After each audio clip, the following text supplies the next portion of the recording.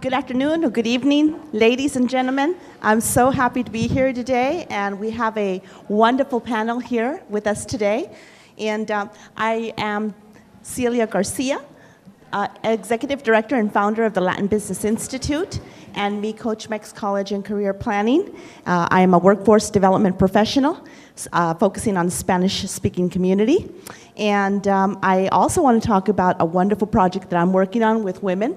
The book, it's a book. We got together and each collaborated in part of this wonderful book.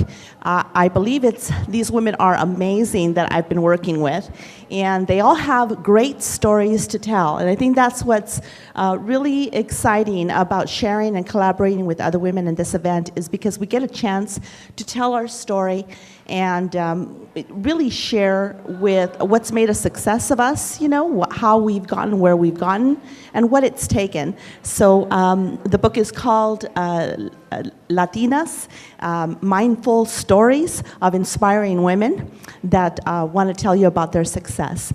And today we have a wonderful panel, and we're going to be starting off with some wonderful questions for you. Could we allow the panelists, could you just say your name and your affiliation before we jump into the questions? Just real quick. All right. Good evening. My name is Jack. I am in marketing and communications. Hi, my name is Salima, and I am co-founder and vice president of East Morocco, an NGO that ambitions to change how thousands of Moroccan girls think about STEM fields. So yeah, I am from Morocco, but I just moved to the Bay Area a few months ago. And I am getting settled and looking forward to my next adventure here. But meanwhile, I'm working remotely with my NGO in Morocco. Thank you. Hi, my name is Melinda Howard-Herrarte. I'm a project manager for Blue Shield of California, and I'm also the president of the East Bay chapter of the United Nations Association, which is a grassroots nonprofit that supports the work of the UN here at home. And I want to thank Roxana for inviting me today. She's on our board of directors in UNA East Bay, and we're really proud to have her on the board as a Empower Women Global Champion for Change. Good evening, everyone. My name is Lexi B, and I work at Airbnb in the compliance department. And we have somebody virtually. Adriana, can you hear us? Yes. Hello, everyone. My name is Adriana Sandoval. I work for Chevron in the oil industry, but as an IT professional. I'm probably better known as a role model in my community as someone who's overcome the challenges of being a single mom while graduating college against all odds. So this year, along with a really good friend of mine, one box, we co-founded People Love Development, the 501c3 program that is committed to improving the success of single-parent families by providing supplemental housing, education, and other resources. Okay, wonderful. Thank you very much for joining us. My first question for all of you, women and gentlemen, is we've come a long way, don't you think? Or have we? That's the question. So I was saying is that we need to talk about intersectionality of feminism. When we look at the United States in like a brief history of the women's suffrage movement, it was run by white women from a public eye perspective, but a lot of the underground work came from black and brown women. And so I think that every woman has a voice in feminism, but oftentimes those voices aren't heard. And so I think it's very important that though we've come a long way, we as women need to acknowledge that. You need to acknowledge that there are other voices in the feminism women movement than the majority. There are queer women's voices, there are trans women's voices, there are different colors of women's voices, there's low socioeconomic background of women's voices, and many times those are not heard. So I think at this stage in our lives, we have the right to vote, many of us are working, and there's a lot to do, but I would love to see that more, is this intersectionality of owning narratives and also making sure that every narrative has a purpose and every narrative is powerful, even though it might not be the usual narrative that you see on television. And that's very important. Thank you, that's excellent. I can go next. That was great, Lexi. Thank you. So the question was, have we come a long way? And I think that the answer depends on your perspective and where in the world you live. We've made a lot of progress here in the United States, but I think a lot of us realize that the ground that we've gained is at risk right now with the Trump administration. And he's threatening to cut Planned Parenthood, but he's also threatening to cut the UN. And the reason that I was invited here today was to talk a little bit about the United Nations Association, and the work we're doing. So the new budget that Trump's released, he's threatening to cut funding to the UN to almost nothing. And the UN pays for things like girls' education, preventing child marriage and forced marriage around the world. So it's very important that we keep that in mind. Even if we have come a long way, we don't know that we're going to be able to keep that ground, and we've got a lot of other people around the world to support. On my side, I would have shared my own experience. I'm coming from the other side of the world, and sometimes I find that here we think that in the other side of the world, maybe women are facing more challenges, and I just want to say this is not all the time true. It doesn't mean they are not facing challenges, but it depends. So in my case, for example, I grew up in a small town where we didn't have internet at that time, we didn't have computers, so all what we were learning was what we saw in the local TV channels or in schools. But with that, I was able to go for engineering and also business administration and work internationally for big companies. And I always had a lot of support. I never felt that any challenge I faced was a challenge because I am a woman. Even in this small town of Morocco, I always had all the support from my family, all the surrounding, and I even thought that's why we have all this initiative for women. I didn't believe in that in the beginning, but it took me a few years to realize at a later stage that, yeah, women sometimes face, and many times I would say, face challenges just because they are women. So, yeah, I think with all the initiative we're seeing now, I'm supportive. I am even co-founder of an NGO to support women. So we have come a long way, but there is still a big room of improvement and equality. First and foremost, I just want to I think everybody had wonderful intros, and I want to say thank you, Kendra, for inviting me to this event. Kendra had reached out and said, I'm putting together this panel, focusing on females, and I said, great. I work with many female filmmakers and founders. Let me know who you want. And Kendra said, I want you on the panel. So I feel like I'm getting a little bit punked here. So my role is to entertain you for the duration of this evening. Just a really quick background, my daily job is I focus on marketing and communication, work closely with corporations, foundations to really help tell their story. I'm raised by a single mom. I am a bisexual guy, happen to be married to a dude, and I live here in San Francisco. I think when I attend panel discussions, I'm always wondering, like, where are the panelists coming from? What's the context? So I want to provide you that. Then I think the question was, how are we doing? How have we come a long way? Have we come a long way? So coming from the San Francisco tech perspective, from my perspective, I think it's alarming with the rise of social media, Tinder, Grindr, Snapchat. I think everyone's being objectified, and we're being shortened into 30-second sound bites. And I think that is dangerous for social interaction. And I am still the person that picks up the phone and call people instead of emailing.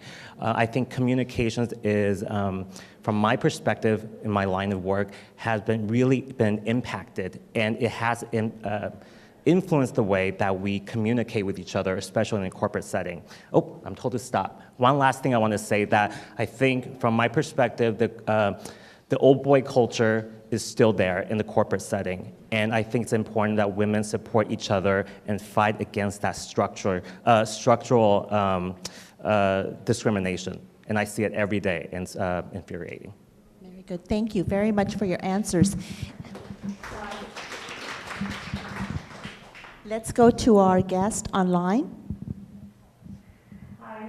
So my lens is that of, one who grew up in the ghetto, obtained an undergrad in computer information systems, and then went on to achieve an MBA in global management.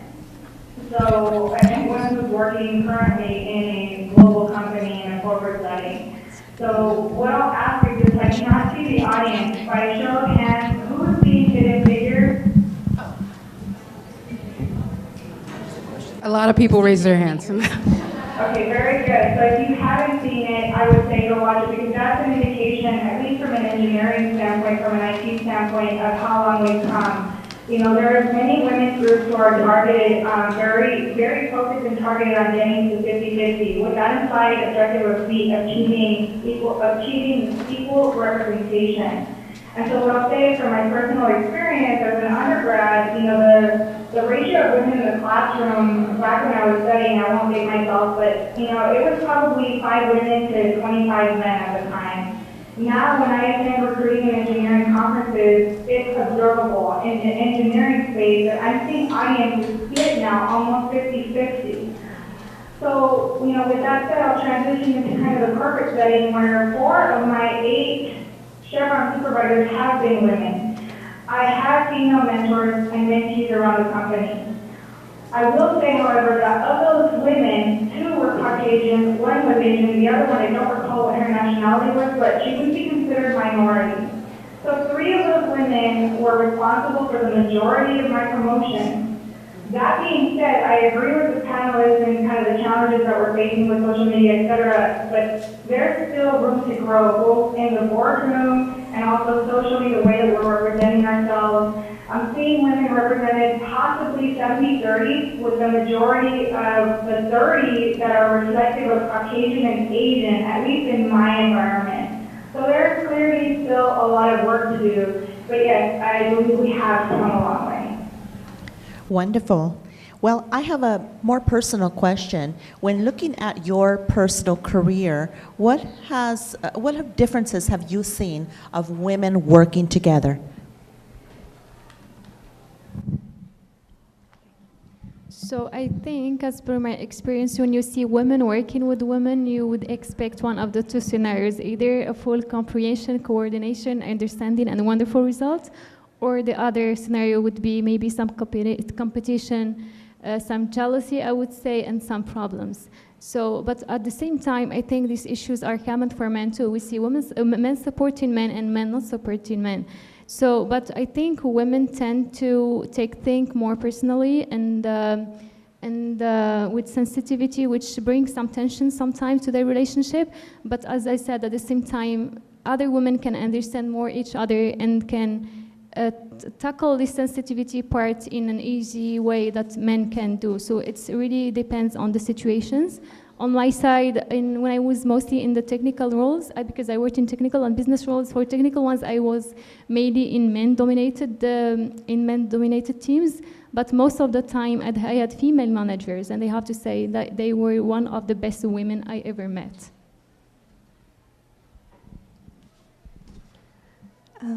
From my perspective, women have always supported women. That's not anything new. The 2 big differences I've seen since I've been in the workforce are, 1, more women in leadership to serve as mentors, and 2, more men who are stepping up to mentor women, and women stepping up to mentor men. And I think that's important, that we work together. And if the guys that are out there, if you work in a corporate setting where your company offers an affinity group for women, don't be shy, step up and join it. It doesn't mean that you're gay, and it's fine if you are. My point is, there's no reason for you not to step up and support women, and that's one way you can do it.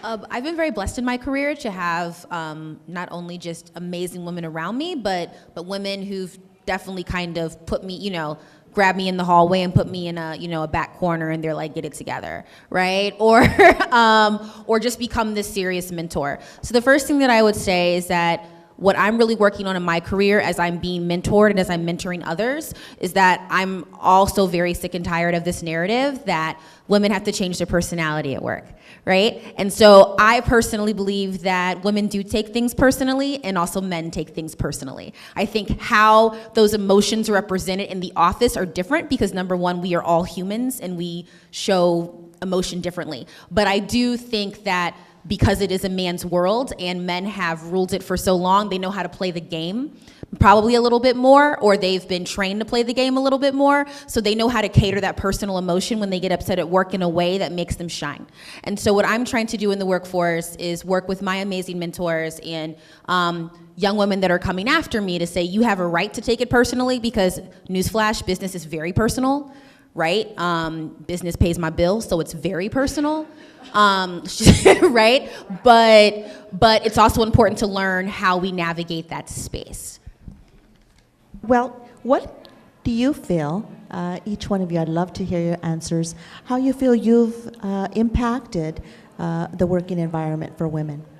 Yeah, I think having raised by a single parent, my mom, I think I'm extra sensitive to being culturally competent, understanding, being empathetic to my colleagues. I think, and having gone through education with the MBA program and leadership training, what I've come to learn is it's for a leader to be authentic, it's important to be vulnerable. So I try to encourage my male colleagues to be vulnerable. It's okay, you don't have to be an ass. You can show some feelings. Be true to your feelings. And I think that has been a real challenge. When you show your feelings, when you're showing vulnerability, that's a sign of weakness, especially for male leaders, and that is not true. In fact, authentic leaders show vulnerability. It's okay that Obama shed tears when he was complimenting his wife, the first lady. That shows vulnerability. People have more respect for that. And in my workplace, I'm trying to encourage more of that behavior. And in addition, I am, and I think that's for your other question, bad examples of folks behaving badly at work, but which I will share later on. But I am encouraging my colleagues to collaborate and to facilitate dialogues. Sometimes we make a lot of assumptions in workplace, and that gets misunderstood, backstabbing, you don't even know you got stabbed. So that's what, as a communications professional, that's what I try to instill in my colleagues. Yeah, thank you. Virtually, do you have anything to add to this question? So this question was, what have you done to impact a better working environment? Yes. So at Chevron, I've had the opportunity to serve through various organizations, such as the Women's Network, our Hispanic Employee Network, which is a global network, our Hispanic Technical Recruiting Team. I also serve as an advisor to the Bakersfield Professional Ship Chapter. And whenever possible, I do volunteer to speak and recruit at national conferences and participate in events such as this. Most recently, I received the Young Hispanic Corporate Achievers Award for 2016, and also the Shift Star of the Day Award for accomplishments in all these areas, specifically in community service over time. And I say that not to boast, but more to emphasize that I accept those humbly on behalf of women like myself, like yourself in the audience, who work so hard every day and who give back to the community. And we're proud of this. Every opportunity that I get to be a mentor, and even to be a mentee of someone, because that's also growing someone else's opportunity to become a better mentor, right? When they are your mentor. So really, I take pride in accepting every challenge that comes my way as it relates to development of fellow peers, women alike.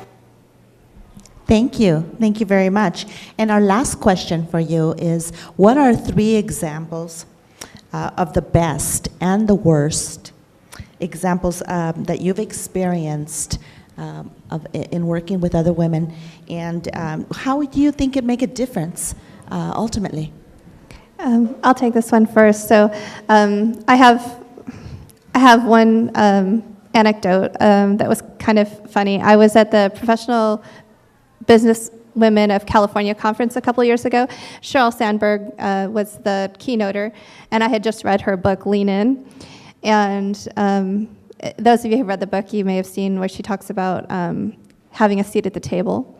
And then one of the workshops I went to that day was about international business, and there was this middle-aged male professor who was giving the talk, and then in the corner there was this woman sitting there, a young woman. She didn't say anything. She looked like she was his assistant. And at the end of the panel, I introduced myself and found out that she was the co-author of his book. And I said, you know, this is a women's conference. This is the day you should be up there speaking. Take a seat at the table.